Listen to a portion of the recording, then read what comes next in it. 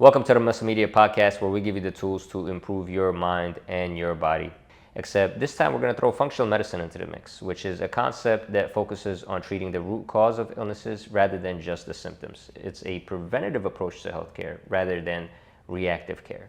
To help me do so is a world-class expert on human mental and physical performance and our very own editor-in-chief, Dr. Tom Fisher. Hope you guys enjoyed the episode.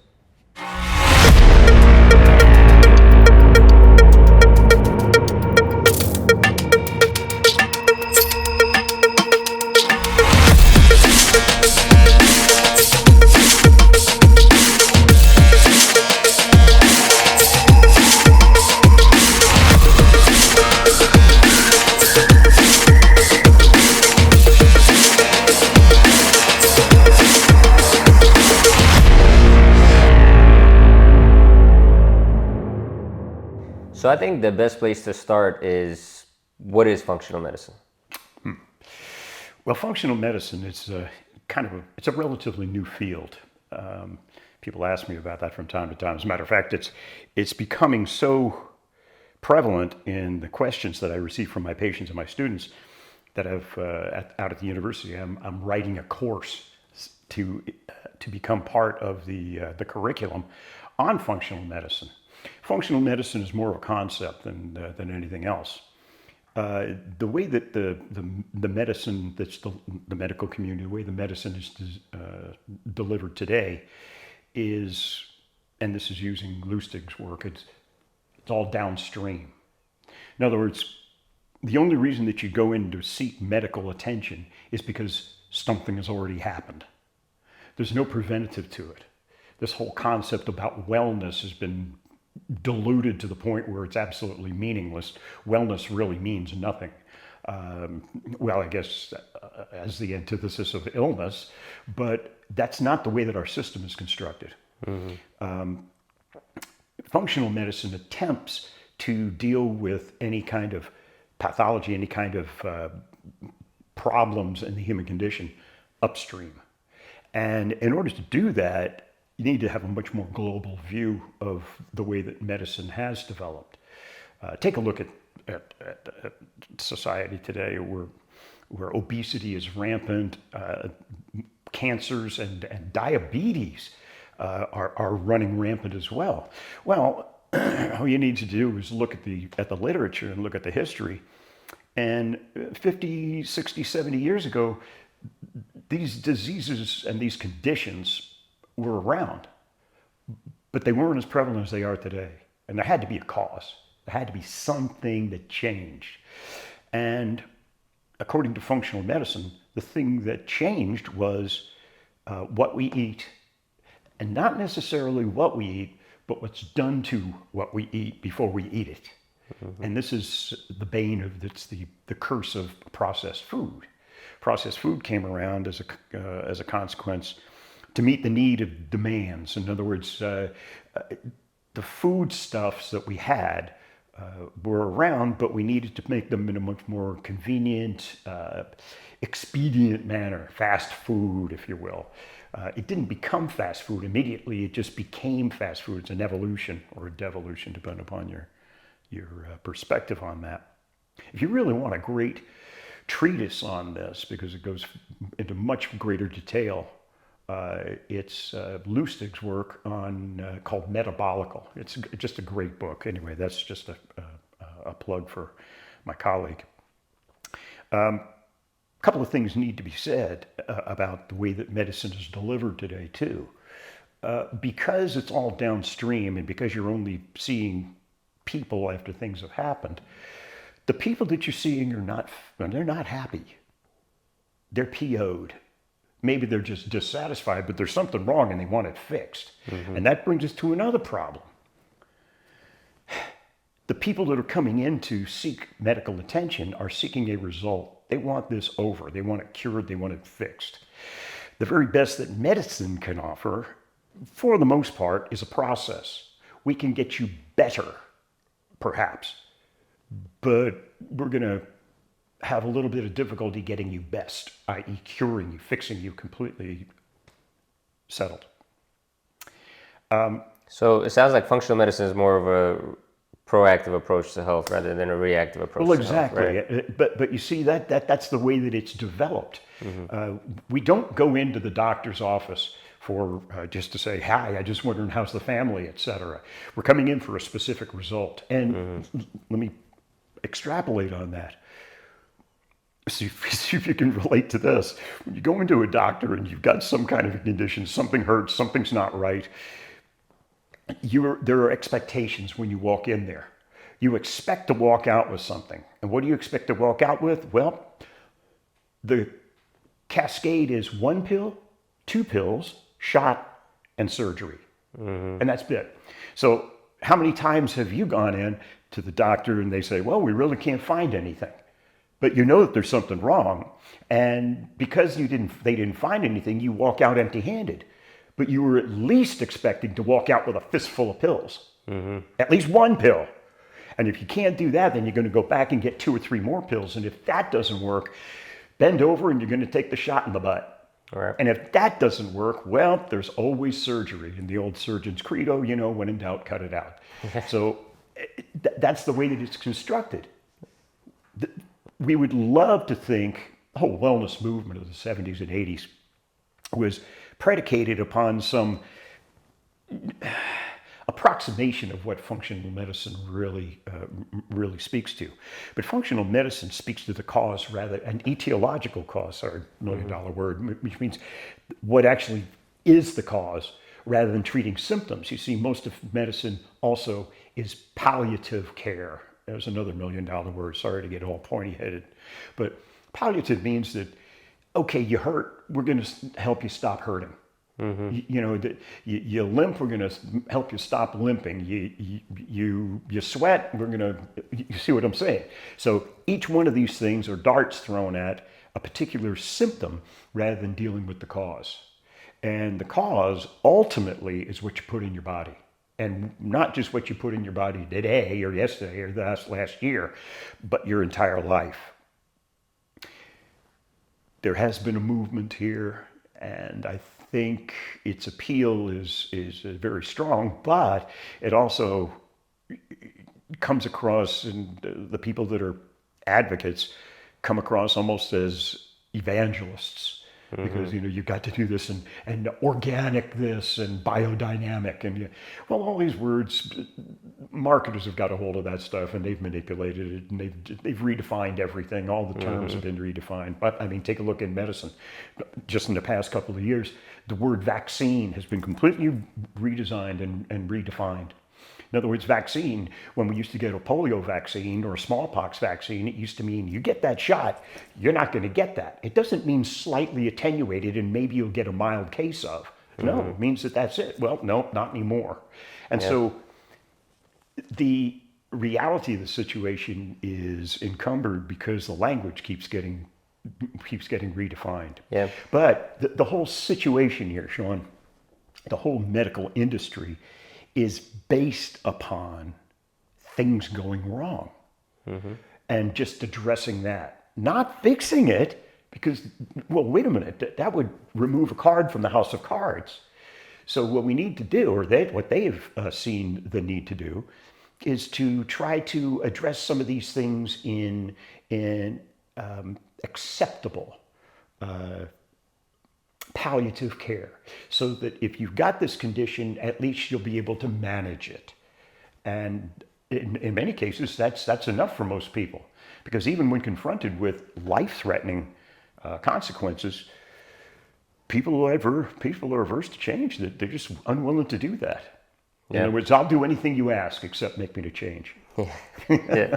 You touched on something interesting there, which is language, right? How these things are communicated. And I think a lot of times, like the word holistic, for example, for a long time meant anti-science, right? And I think that's where functional medicine kind of helps, because it makes people realize it's not anti-science, it's pro-science. It's just a different way of doing things. It's a different way of practicing medicine. It's a different way of healing. For me, what you said about doctors resonates with me. Growing up, especially in my teenage years, I used to get sick all the time. Every time I went to the doctor, it was try this pill, see if it works. I went back again, try this other pill, see if that works. And I said, there's got to be a better way. And, So and I you didn't started question that researching. because, well, you didn't question it for a while because that's the way it was done. Exactly, right? Trust the science. And so what I did was I made lifestyle changes, and it worked. It worked. I stopped getting sick, right? Yes. And so I think a lot of people don't realize that, but touch on a little deeper on what functional medicine is from a practicing standpoint, or from actually implementing it into your life. Is that something you implement when you go to a doctor to get medicine? Who do you go to for functional medicine? Okay. Well, now we need to get into uncomfortable things, because here what we're going to be talking about is taking responsibility for your own health and your own wellness and your own well-being. And people are unwilling to do that because, damn it, that's a doctor's job. Okay, all right. You want to put your hands in, or your life in the hands of somebody like that, that's fine, but please understand that you bear a responsibility ultimately for the outcome. And so it's a shared responsibility. Here, let me get you a little bit more global view, because I operate in my private practice. I sit around the treatment table, which I regard metaphorically as a big circular table, King Arthur and his round table. And around the table sits a number of different professionals, medical and paramedical professionals, all looking at the patient. But the key to the whole thing, at least from my perspective, which I hopefully is consistent with functional medicine, is the patient has a seat at the table. You're not a passive spectator. You're an active participant. And as a consequence, you get to hold a part of your end of the log here. And that means that you need to keep track, and you need to be responsible. You need to make some changes, or like I always tell my students and patients, or not. Keep on doing what you're doing. You're going to keep on getting what you got. I mean, it's not a mystery here, but this whole idea about responsibility, and don't get me into the whole victimhood thing, and privilege, and no, come on, look. Ultimately, what did Camus say? He said at some age, every man is responsible for his own face. So, the scowl or the smile, whatever it is, it's what you do all of the time that's going to be reflected. Well, most of the problems that have occurred have really come to a head and have manifested themselves more and more over the past 70 years. I'll just use that time frame, because this is the era of when processed food really came into its own, and the idea then was to produce bulk and lots of it, and something that was appealing to the taste buds, which means additional salt and sugar, regardless of whatever it is. And the neat thing is, it was accessible, it was quick, you could get a lot of it, it was inexpensive for the most part. And by the way, take a look at a Happy Meal today. Whoa, things have changed. See, so I think in terms of the pendulum swinging, I tend to think that now fast food and its expedience is being viewed in terms of cost, price, value, and worth. See, all of a sudden, it doesn't provide the value that you used to think it did. Additional information keeps coming out. It's always being exposed as, this is going to kill you, this is going to kill you. However, that's akin to the boy who cried wolf. After a while, every damn thing's going to kill you. I tell my students all the time, look, you're going to die of something. Make it fun. So this idea of taking responsibility for your own wellness and being worthy of having a seat at the treatment table around all these professionals, you have a say. We can lead you to the water, but we can't make you drink. So we can give you all of the information. And by the way, all it takes, if you're curious, get on the internet. There's all kinds of information supporting this. There's all kinds of studies. You made mention of something just a few minutes ago, and I think it's amusing. With the three words that you used here in the past couple of years, ever since COVID, trust the science. Well, I just got finished talking to you a few moments ago about redefining words. Science has been redefined, and it's been redefined by the media, and I don't want to be evangelical about this, but just hear me on this. Look, something I tell my students at the university, particularly my master's and my doctoral students, is never use the P word. And anytime you hear somebody say the P word in any kind of conversation under the guise of science, and what is the P? Proven. No. One study doesn't mean squat. Right. It may tend to indicate, even if you have 10 studies, it's still a theory. Matter of fact, look, we still have the flat earth theory.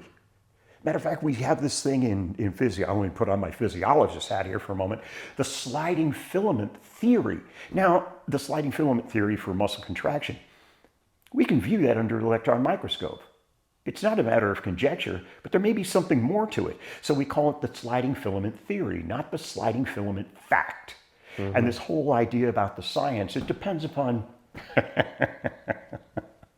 When I was writing my dissertation, I had one of my colleagues give me a book, kind of as a gag gift. Anyway, the book was called How to Lie with Statistics. And that was it. And it was great. What it was talking to someone like me in my doctoral work, putting my dissertation together and running the manipulative statistics, et cetera. If one methodology doesn't work, you can try another one and then try another one. And eventually, any mathematician will tell you that there are, using fractal geometry and fractal mathematics and everything else, and you can be very, very clever and make 1 and 1 equal 3. So you see, the science, no. And here's another important, I just had this conversation with a couple of colleagues. Just because 2 or 3 studies or 2 or 3 doctors seem to agree, that's not consensus. More than that, science is not predicated upon consensus. Science is predicated upon challenge. You're always challenging things. I'll go a step further. I have a master's, my second master's degree was in exercise physiology, and that was back in the 80s. I got my doctorate in 2000.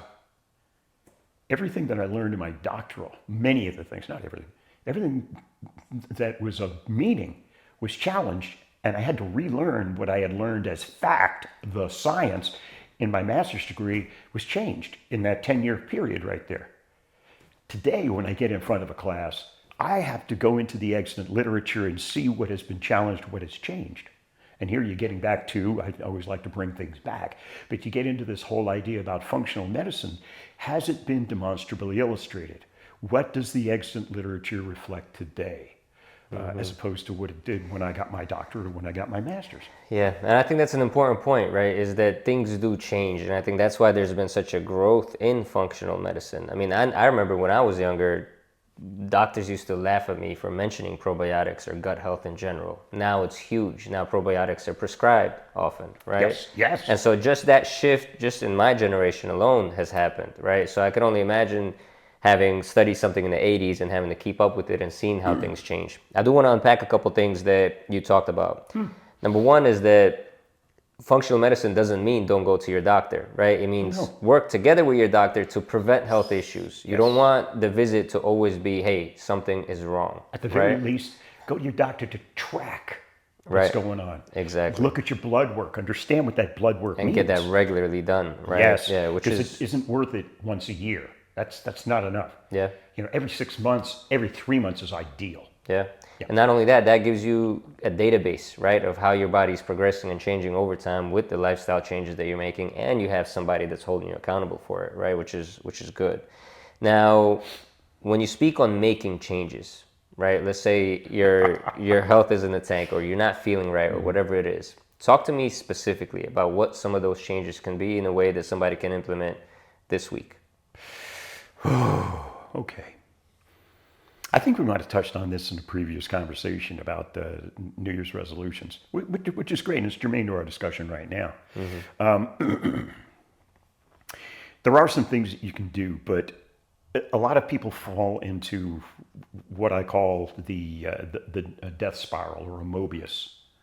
You just keep coming back to the same thing, going over the same information. You find yourself right back where you started, time after time after time after time. People are more concerned with how. I get asked about how all the time. How do I change? How do I do this? And I have to stop them and have them back up for a moment, because if you're just figuring out the how, it's an empty path and it's an empty journey. because all you have is you're standing at A, you're looking at B, and you want to know how to get there.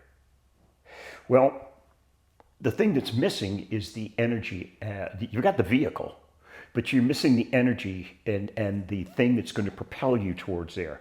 And not just to get you off your ass, but to propel you and keep you moving, keep that inertia, keep that momentum until you get to that place, at which point B turns into A and you're looking for another B. Mm-hmm. But in order to find what that is, you need to get introspective. And I know my students, if they're watching this right now, they're going, oh my God, here he goes. Yeah, you need to get inside yourself. Look, medicine is based upon one of two things, and change is based upon one of two things. You can either look inside or outside. Most people are loath to look inside because it's difficult. You might not like what you see. Inside or outside is easy because you can get a new car, you can move, you can get a new girlfriend, boyfriend, you can get a new blah, blah, blah, blah, blah, and whatever. And maybe you can even move. You can completely move. But what do you do? Well, the expression is no matter where you go, there you are. And so what do? You go out there and you unpack the same shit and you find yourself exactly where you are. No, if you're looking outside is easy, but it's an empty promise. So getting back to this question about how is putting the proverbial cart before the horse. And what you might want to consider is examining in an introspective sense. Make a list, take time.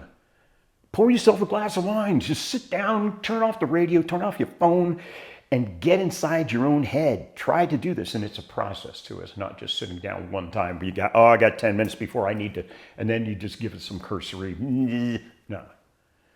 Give it some time. This is a work in progress. And determine the reasons why you want to make this change.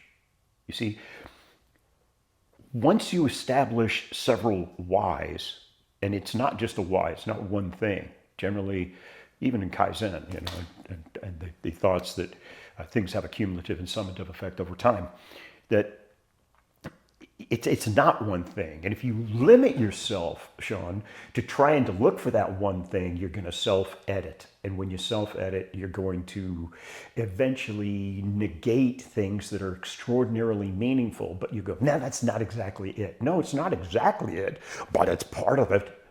And it's meaningful. So list them. Go ahead and develop a list. And when you get a list of about 10 things, 10 reasons why, then if you want to go ahead and take a little bit of a break, sit back and look at the list of 10 and try to rank them in a hierarchy. You see, but once you get to the point where you can clearly identify the reasons why, Viktor Frankl, and I've mentioned Viktor Frankl before in other conversations, but what an amazing man. I wish I could sit down and have dinner with him. In his logotherapy, he talked about survival in the death camps in World War II.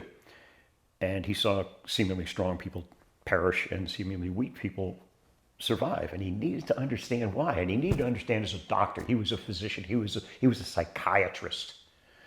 And he was desperately trying to figure this out because it didn't make any intellectual sense to him until he began to realize that the people who survived had a reason, had reasons to survive. And they were strong enough to allow them to survive. And ultimately, with his logotherapy, and that's Dr. Frankl's work, he said, if you can come up with a strong enough why, you'll figure out how. And I think that's extraordinarily powerful because you see, that changes the paradigm. It changes you getting away from the very tangible stuff that our Western minds are programmed for. Never mind that, just give me the bottom line. How many times have you said that to people? And that's crap. Come on, just give me what I need to know. Well, okay, but you're lacking the supporting data that's going to power you through to the end. Mm-hmm. You see, in any kind of a skill or any kind of a challenge, what brings you is not necessarily what keeps you. And what brings you and what keeps you is not necessarily the thing that's going to get you through. I mean, the hierarchy may change. There may be some commonalities, but this involves you on a very visceral level. and a very active level. You become an active participant in your own health and your own well-being, rather than a passive spectator going, okay, doc, go ahead and heal me, work your magic. And that's not the way that things work, but it's the way we're conditioned to see it. Yeah, no, I think that's really powerful. But let's say I have my why, right? I want to be a provider, a protector. I want to be around Not for my enough. family. Not I want enough. to be a source of joy Not and enough, Sean. You see, positivity in my people's practice, lives. I get paid to be a pain in the ass. You say, oh, it was for the money. I'm going to pull on that thread. What do you mean for the money? Well, if I had more money, I could maybe, get a new ride. What, you want a new car? No, that's not it. Maybe if I got some money and got a new ride, maybe I could get out of the hood here. Well, what, you just want to travel? No. But if I was more mobile, maybe I could meet a nice girl and what? You see, wait a minute. All of a sudden, it's gone from the money or this superficial little all the way to the pursuit of love. That's it. Now it's Right. become it's offering examination and exploration rather than people say, why do you do it? For the money. Shrug your shoulders and go on. No, that's not enough. But that's a mistake a lot of people make. So that's step one. Step one is define your why or whys. And don't negate that. That's a step. And once you get that, it's a huge step to the next one. It's a huge step to this, and it's what prevents most people from getting off the couch because they never examine that. They just want to know how, and the how usually comes from a publication or something, or JoJo's Big Guns routine or something like this, and that's it's a BBD, the bigger, better deal, and you stick to that until, of course, you fail miserably, and then you find yourself right back where you are. But that's worse than when you started. You got to understand this, because now in your own mind, you will have tried and failed, which is going to be impactful the next time that you try to convince yourself to give it another go. Yeah, no, that was well said, and I think really, really powerful. I'm sure you got a lot of people thinking right now, maybe even crying a bit. But I do still want to touch on the how, right? So talk to me a little bit about the specifics of functional medicine. What are just some basic things that people can do? What is some lifestyle changes? What are some lifestyle changes that people can make in order to improve their health and maybe start that journey on the path to being more preventive with their health rather than reactive to things when they go wrong? Well, I'm going to offer you something else that's going to seem somewhat counterintuitive because it doesn't give you the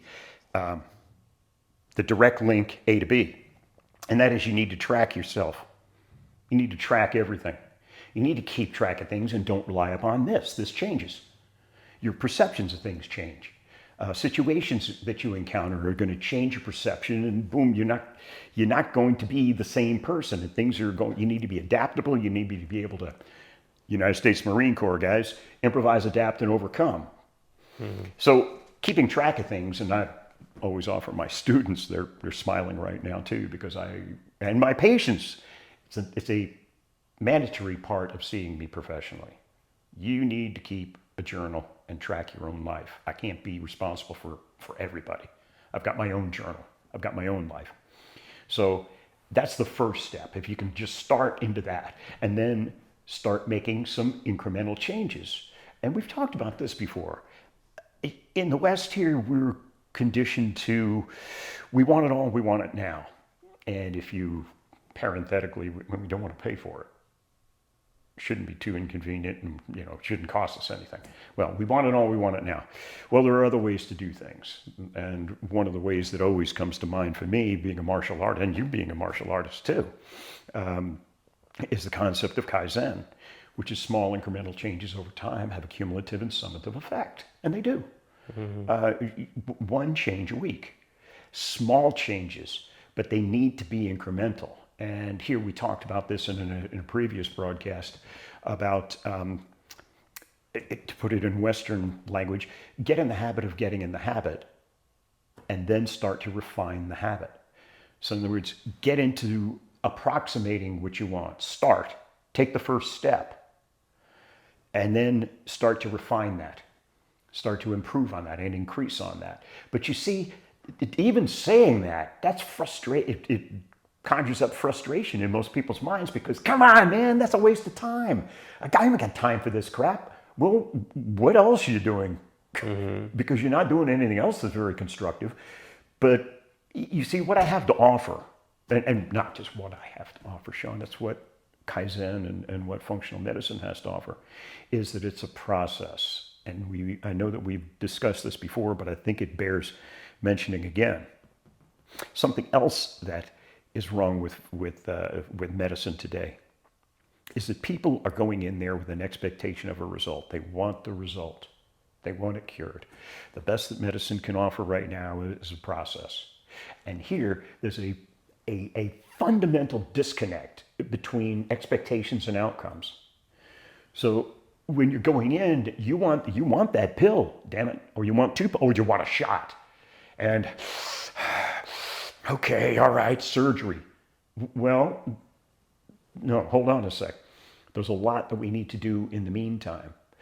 I don't know how many patients I've had a lot of my patients are professional athletes and Olympians and senior amateurs and whatnot. Anyway, those that really have their identity tied up in being an athlete and engaging in the process of rehabilitation. The process of rehabilitation. You see, that's what I see. That's what medical professionals, that's what physical therapists, occupational therapists, athletic trainers, that's what they all see in terms of the rehabilitation process. Patient only sees pre-morbid and get me back. Mm-hmm. That's it. Anything in between, what do you mean 16 weeks? What the hell do you mean 16 weeks? Come on, give me the operation. Let's get going. And that's not the way that the body works. Now, that's a little bit of a misnomer. But this needs to be clarified too. Rarely do good things happen immediately. Mm-hmm. Bad shit can happen immediately. But good things generally take investment. And the two investments that you make are time and energy. If you're willing to do that, fine. You stick with the plan, boom, boom, boom. You see improvement. You're tracking it all along. Matter of fact, I don't know how many arguments this is satisfied. Remember, this is an integral part, mandatory part of seeing me in my practice. I make them bring their journal each and every time. I have fired patients for not keeping a journal because they're not interested. They're not interested enough and they're relying upon me. Sorry, I don't have time for you. Here's some of my colleagues. Go bother them. Mm-hmm. But I make them come in, and if they're sitting there and pissing and moaning and, I'm just not getting talked, it's just not happening. Well, hold on a second. My records indicate that the last time I saw you was November. Is that correct? Yeah. Oh, okay. Flip back in your journal. What were you writing then?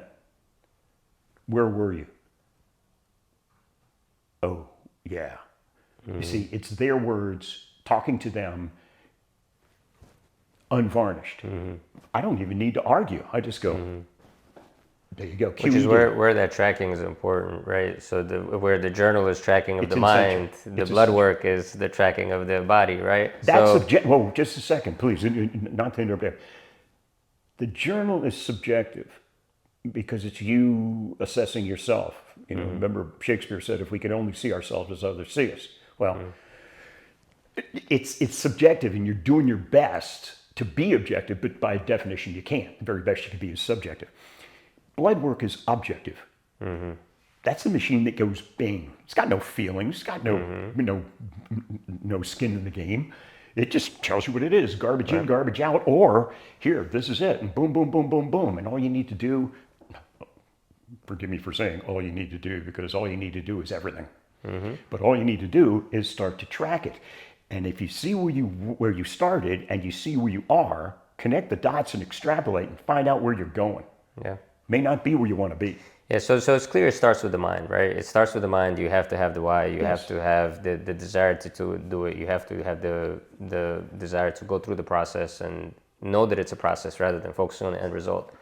But I'm not going to let you get off the hook that easy. So what is the process, right? Tell me a little more. I love what you told me earlier about, focus on things that have one ingredient. Right. So talk to me a little more about the food, the role that food and lifestyle choices play in functional medicine, and what are some things that people can do in order to improve their health over time?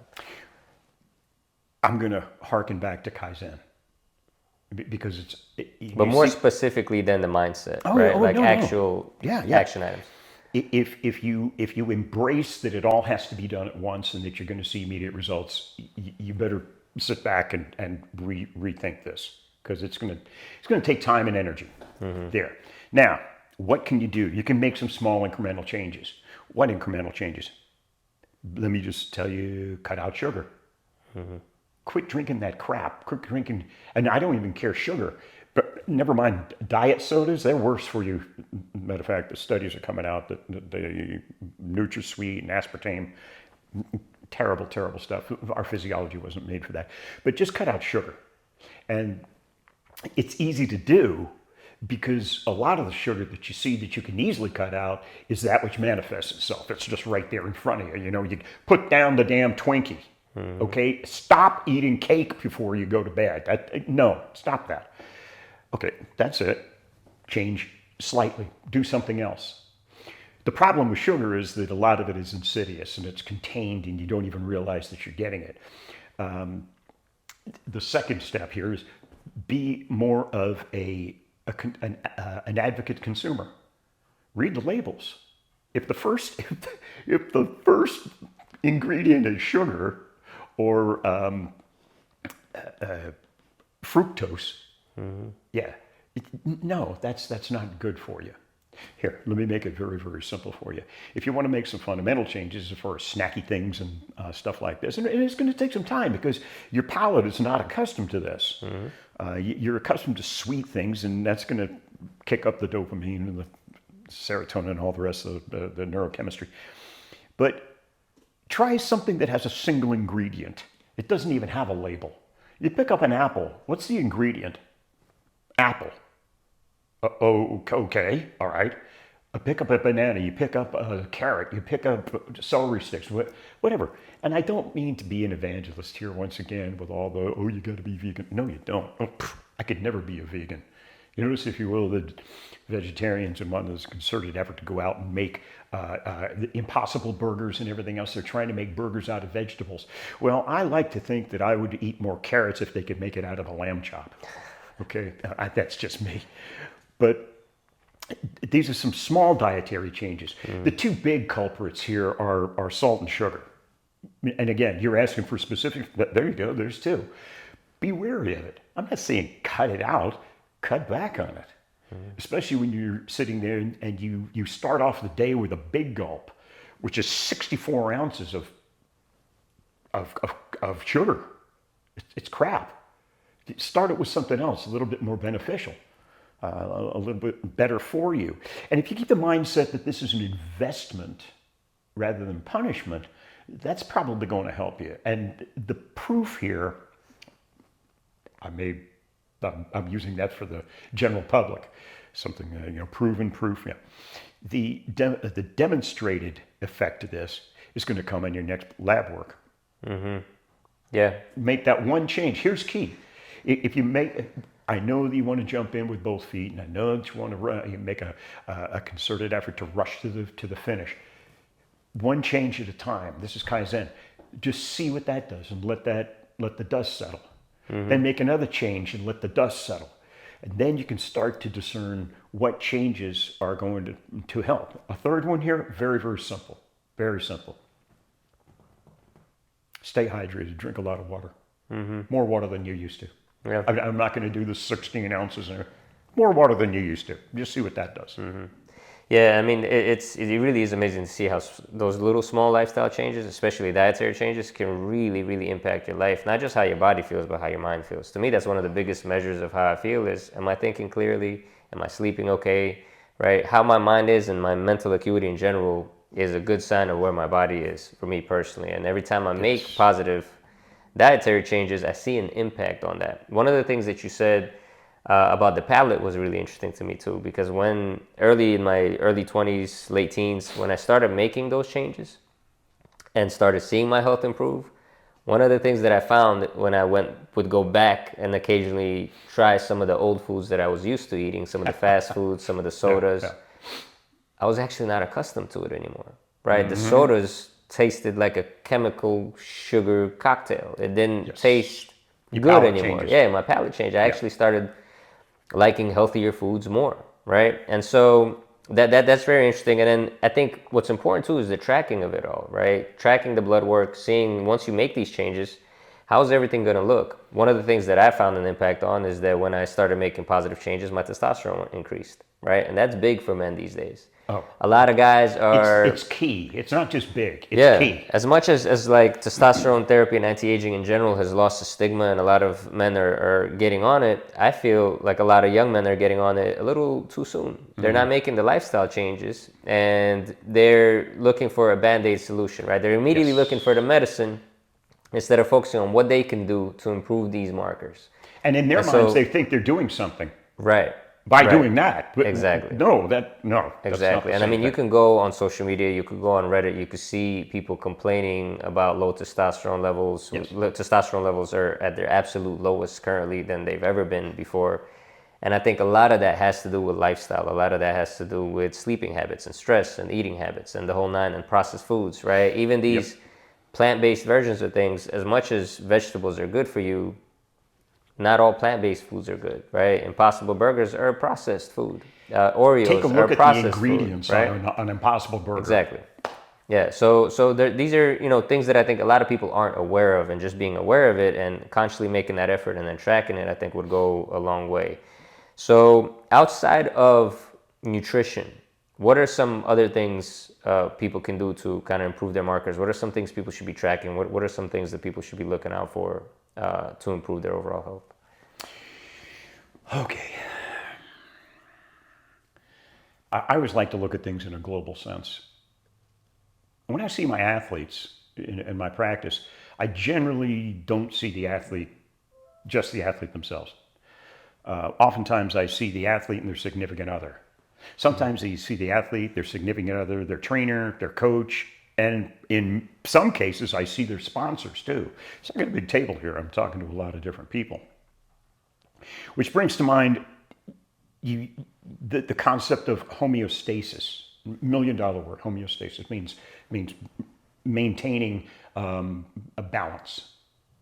And in physiology, put on my exercise physiologist hat, we'd like to think in terms of thermoregulation. We like things in terms of pH control, acidic and alkaline, or maybe even hydration levels. But there are other kinds of homeostasis. And the homeostasis that comes to mind is sociological homeostasis. In other words, look at what you feed your mind, and look at what you feed your brain. Mm-hmm. Look at the people you hang around with. What's the old expression? Show me your friends, I'll show you your future. I'm also on the other side. Briat Savarin, show me what you eat and I'll tell you who you are. But anyway, take a look at that, because there's an old expression that says, if you commit to change, your commitment to change will always be challenged. It's a brilliant statement. But you need to go in with your eyes open. Mm-hmm. Because if you're changing, you're part of a group. And we're all parts of groups. If we're from our nuclear family, your family constellation, as we call it in the shrink biz, and then it grows out, your circle of friends and your business associates and your acquaintances and yada, yada, yada. Anyway, it's likened to a pebble in the pond and the concentric rings, and you're in the center, and these are the concentric rings of intimacy that define you and who you hang with and the like habits. Well, if you belong to a group, any group, and you belong to several, if you decide to change, even if the change is for your own betterment, even if it's in your very, very best interest, it's probably going to be challenged.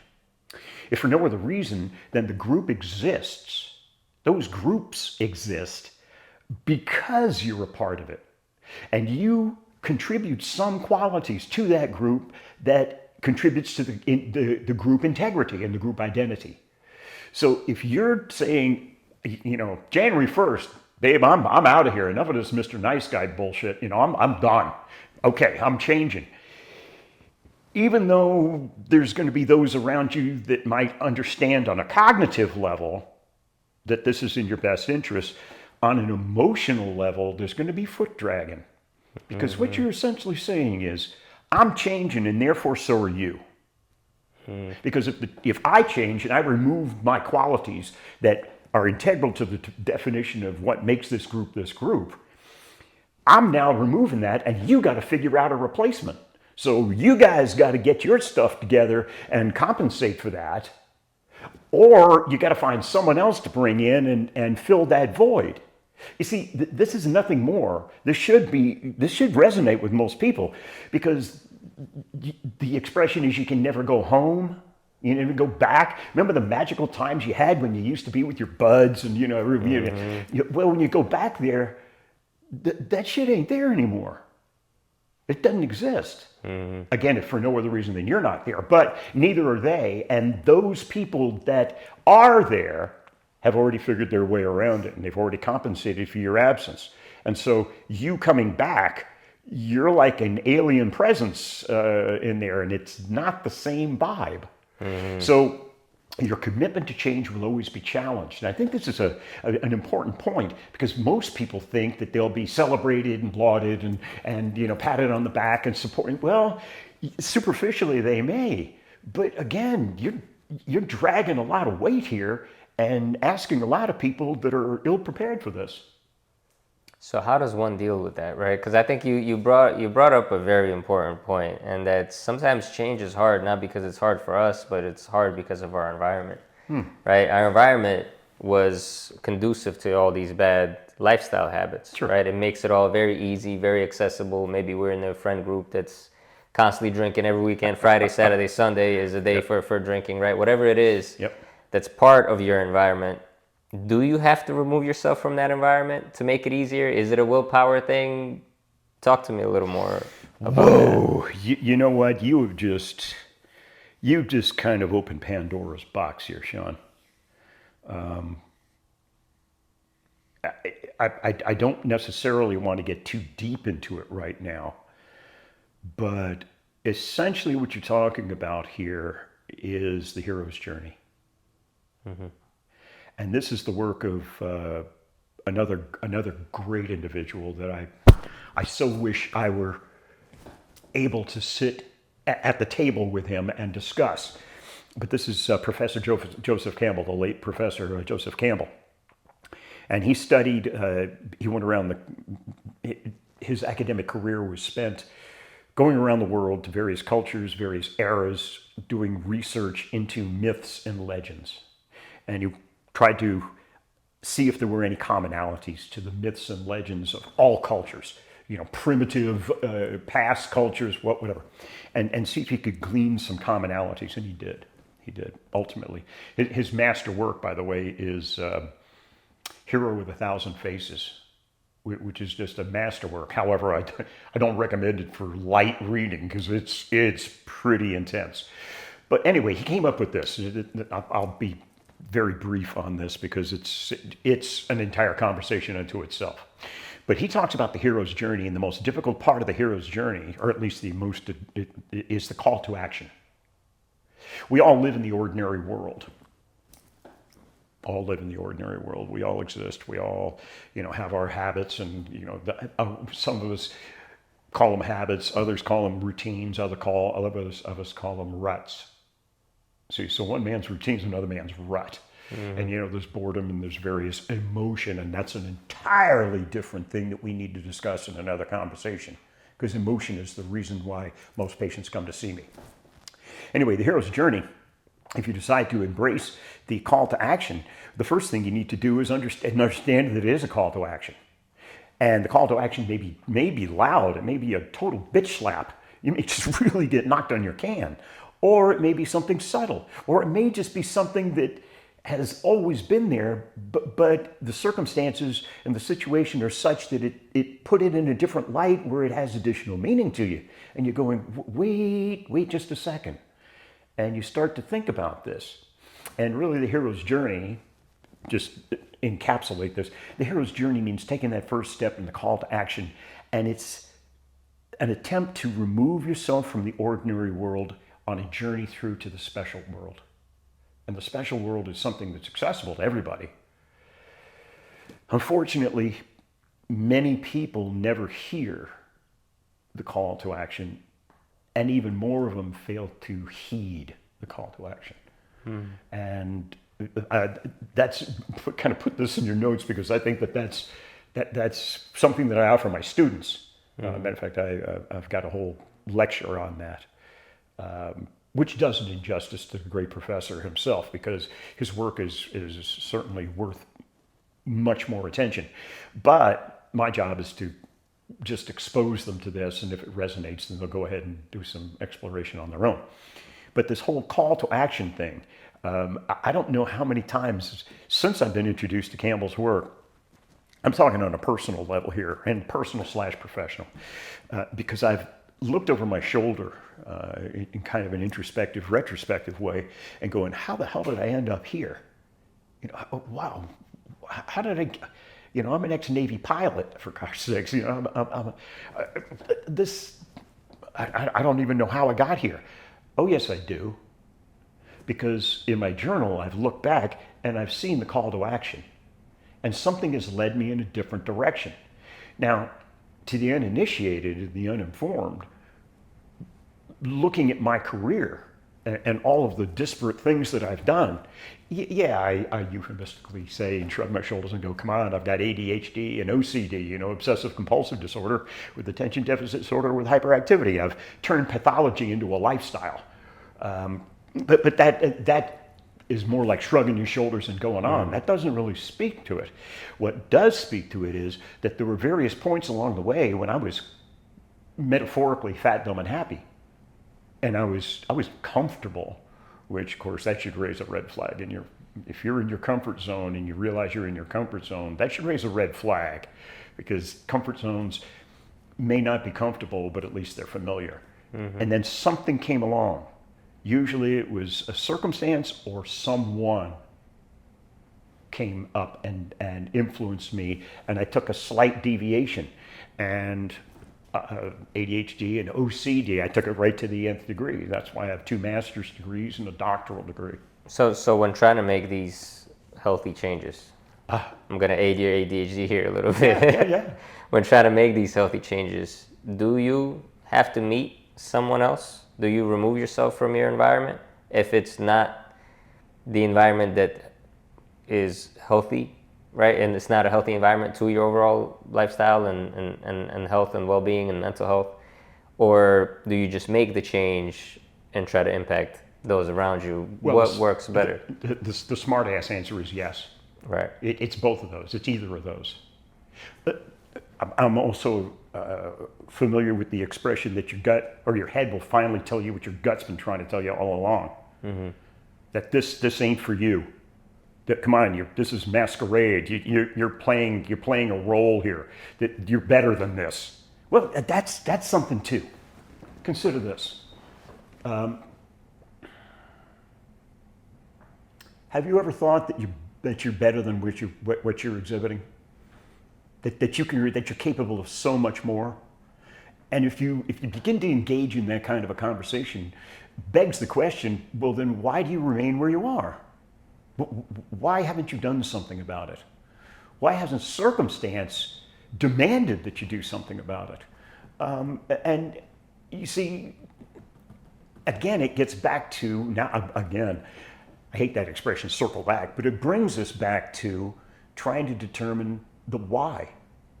You see, if you'd start immediately to leap to, well, how do I change? You haven't just made a small leap, you made a huge leap, and you're ill-prepared for any kind of momentum or continuity. You need to understand what the hell's going on. Now, if my students are watching this, they're going to really smile because they know what's coming next, the 2-word moniker that I live by. And that is pay attention. Pay attention. This is a process of self-improvement. We've been raised on a diet of goal setting. The two of them are not necessarily incompatible, but when you pay attention, it's different than when you simply go from A to B. When you pay attention, you begin to realize things, you begin to notice things. The first thing you're going to notice, and this is probably the most disturbing, is how much time you spend screwing around. I'll let that sink in for a minute, because most people think, oh, I'm just so busy, I got so many things. That's bullshit. No, you're not. No, you're not. Most of the time you're daydreaming or you're engaged in fantasy or whatever else. But you see, that in itself is kind of catch-22 that'll keep you on the couch. So paying attention, the more you pay attention, the more you see. The more you see, the more you realize, especially, again, bringing it full circle, if you're tracking it. What did you learn today? I noticed that blah, blah, blah, blah, blah, blah, blah, blah, blah. Flip back on that. That's going to be meaningful today because you wrote it down. It's going to be increasingly meaningful as you reflect back on it 6 weeks, 6 months, 6 years from now, and look back on that and know that that was a seminal moment, and that was part of the call to action. And if you listen to it and you abide by it and you understand it and you have courage, you're going to make some kind of effective change. Yeah. And I think that's important in terms of paying attention and tracking when it comes to functional medicine But Sean, in general, most people right? don't pay attention. Just me saying that. I look out in my lecture halls and I say, pay attention, and I see eyes roll into the back of the head. I can hear the eyeballs rolling. You know, it's like, you know, I am. Well, respectfully, no, you're not. Most people unfortunately live unexamined lives. They just do. They float through.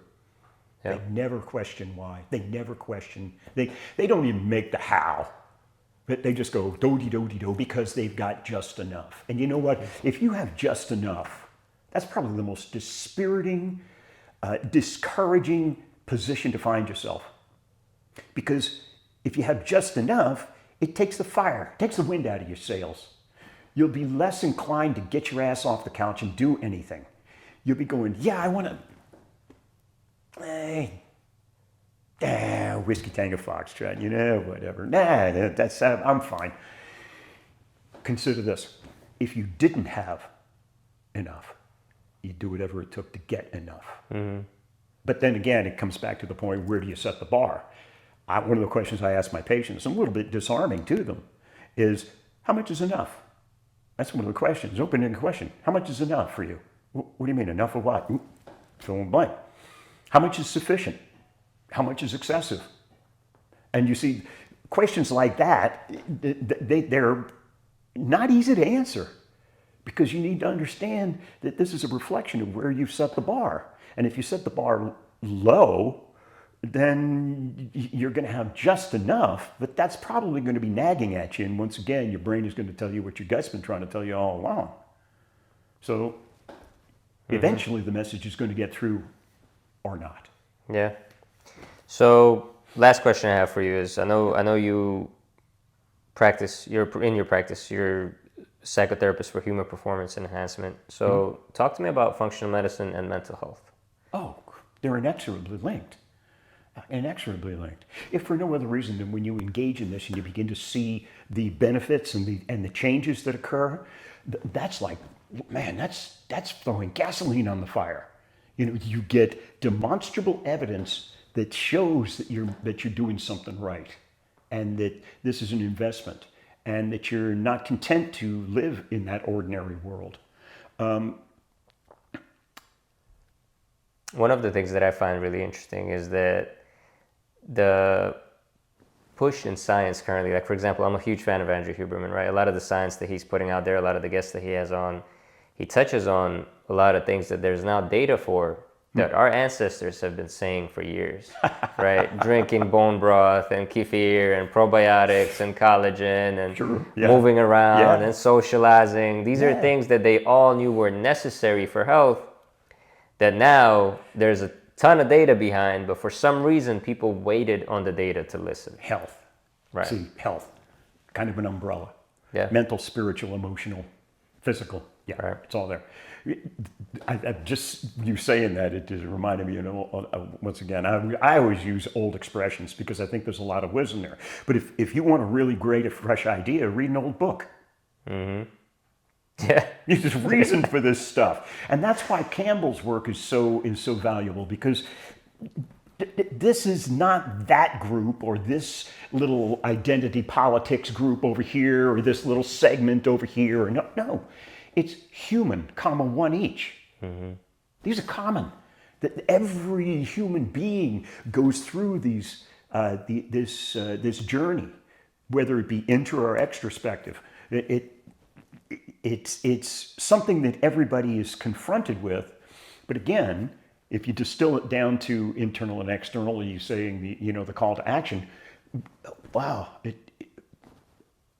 the opportunity is there, but there's no guarantees.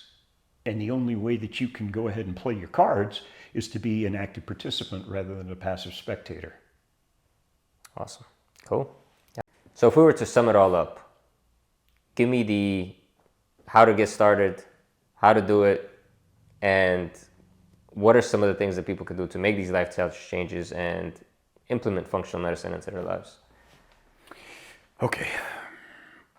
Well, I could do and just default to what a number of my colleagues do and just say, oh, you just need to be educated. Well, yeah, look, there's plenty of information out there, plenty of information.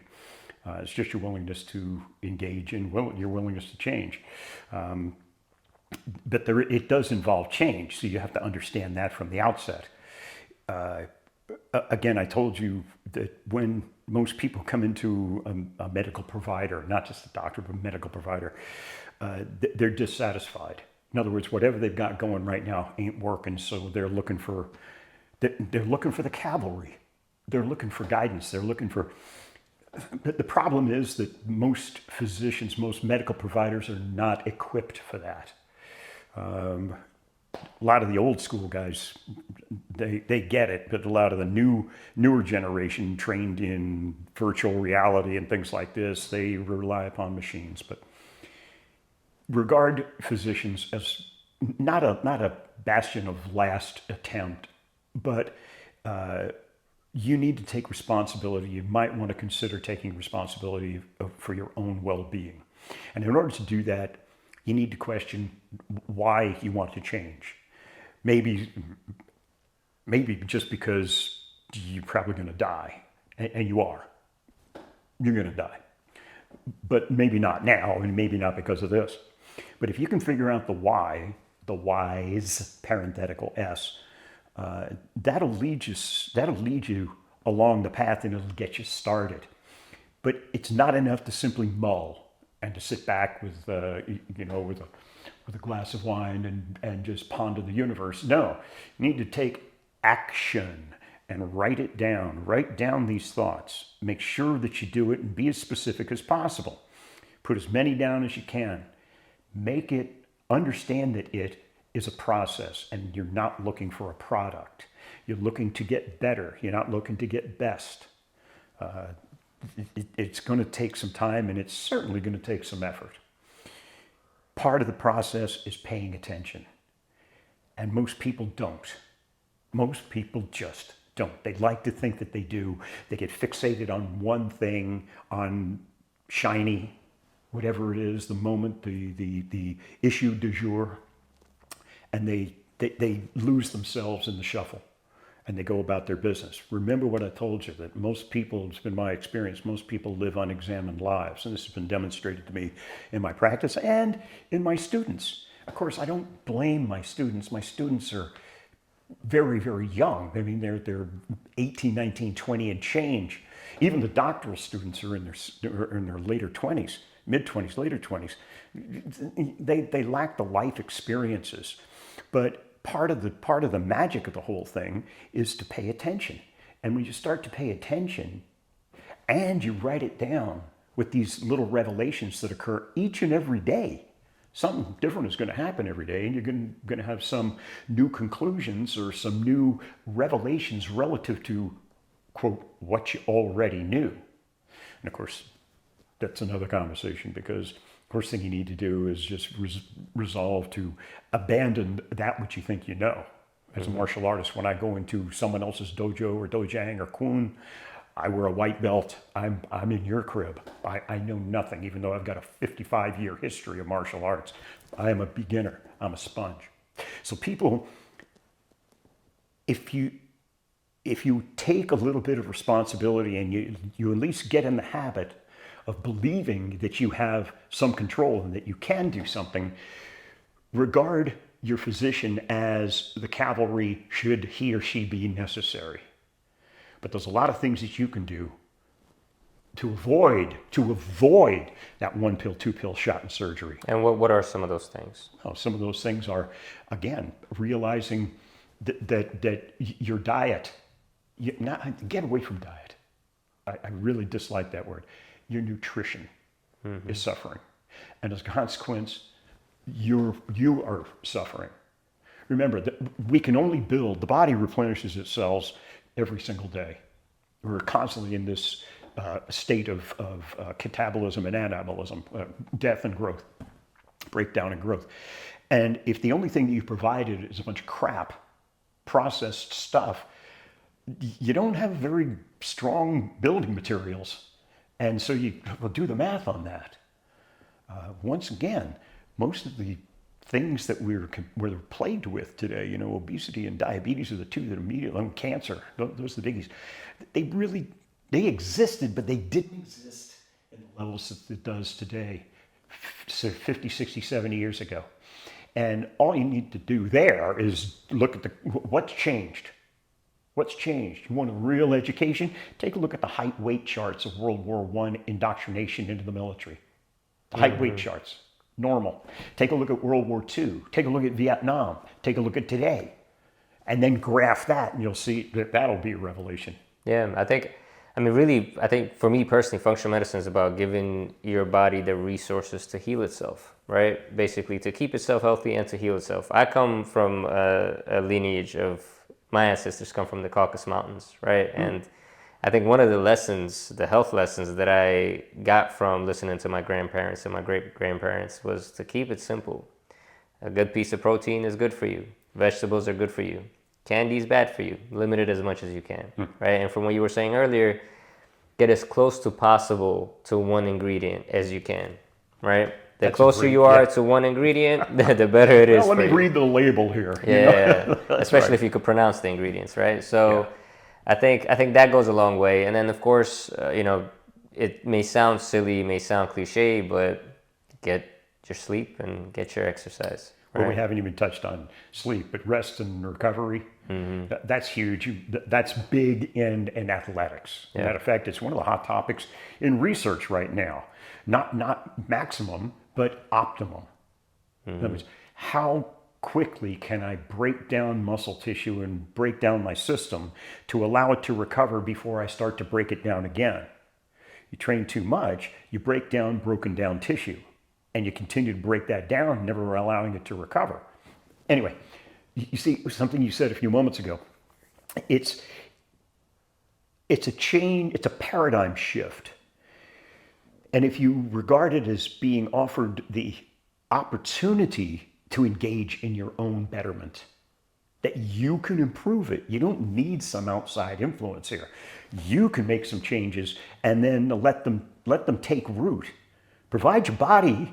And we're just talking about your physical self right now, but it's going to have a pervasive effect through your mental state, which will in turn get your emotional state going. And you can always rely upon the technical side of things to help improve that. Yeah. One of the things that I like that Dr. Greger says a lot is that, diet and health in general is not a zero-sum game, right? Oh, no. It's not one or the other, right? It's just an accumulation, what you were saying, an accumulation of things that you do. And the more successful days you have, the better health you'll have, right? The more unsuccessful days in terms of your nutrition and how you treat your body that you have, the less healthy you'll be. But that being said, let's close this out on a fun note. What is your guilty pleasure when it comes to food? What is the dirtiest thing that you will eat?